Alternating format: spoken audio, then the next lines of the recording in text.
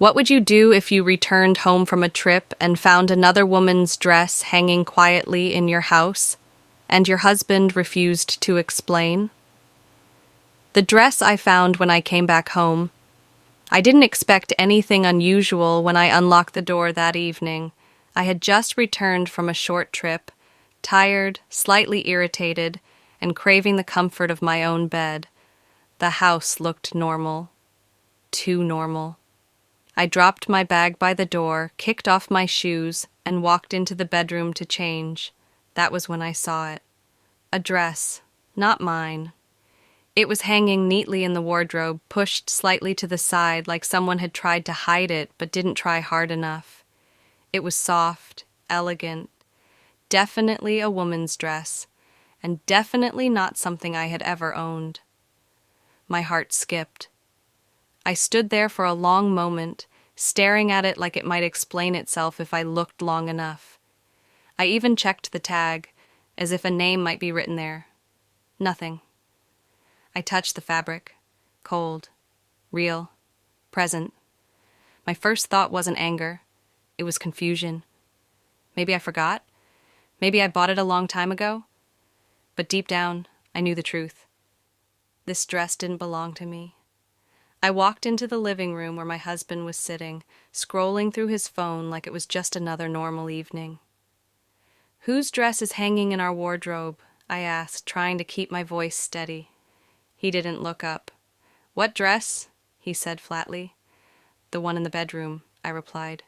"It's not mine." Silence. He finally looked at me, his face unreadable, then stood up and walked past me without saying a word. That was the moment my chest tightened. I followed him. "I'm asking you a simple question." Still nothing. No explanation, no denial, no anger, just silence. That silence was louder than any confession. That night, I couldn't sleep. My mind replayed every possibility. Who had been in my house while I was away? Who felt comfortable enough to leave her clothes behind? Who shared space with my husband in my absence? And why wouldn't he talk? The next morning, the dress was still there, untouched, unmoved, like it was mocking me. I tried again. "Please talk to me. I need to understand." He sighed, grabbed his keys, and walked out. That was when fear replaced confusion. I started noticing everything. The way he avoided my eyes, how his phone never left his hand, how he slept with his back turned to me. I began doubting everything, our marriage, our memories, even myself. Then one evening, as I was folding laundry, he finally spoke. "I didn't want to say anything because I knew you'd jump to conclusions." I laughed bitterly.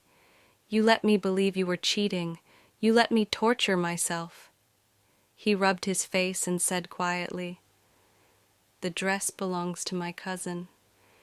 She stopped by while you were away. She stayed one night.